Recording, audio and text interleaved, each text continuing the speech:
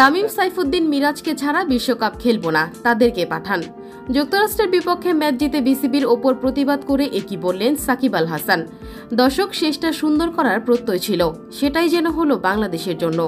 আগের 2 ম্যাচের লজ্জাজনক হারের পর আজ বাংলাদেশের বোলিং ইউনিট কিছুটা হলেও মেরে ধরেছে নিজেদের।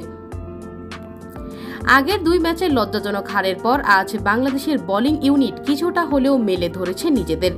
স্বাগতিক যুক্তরাষ্ট্রের বিপক্ষে মান বাঁচানোর মিশনে তাই কিছুটা অন্তত স্বস্তি মিলেছে টাইগার ড্রেসিং রুমে। শেষ টি-20 ম্যাচে বাংলাদেশের বোলারদের আঁটোসাঁটো বোলিংয়ে যুক্তরাষ্ট্রের সংগ্রহ করেছিল 104 রান। এই লক্ষ্য নিয়ে ব্যাট করতে নেমে শুরু থেকেই দুর্দান্ত ব্যাটিং শুরু করেন বাংলাদেশের 2 ব্যাটসম্যান তানজিদ তামিম আর সৌম্য সরকার। তারা দুজন একের পর এক বাউন্ডারি হাঁকিয়ে বাংলাদেশকে অসাধারণ জয় এনে দিল, যেখানে দলের হয়ে 50 করে ফেলেন তানজিদ তামিম।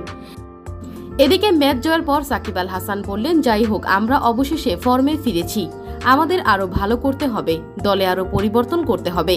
দলের ভেতর অনেক ঘাটতি রয়েছে, এটা আমাদের পরিবর্তন করতেই হবে, বিশেষ করে সাইফুদ্দিন আর মিরাজকে দলে দরকার।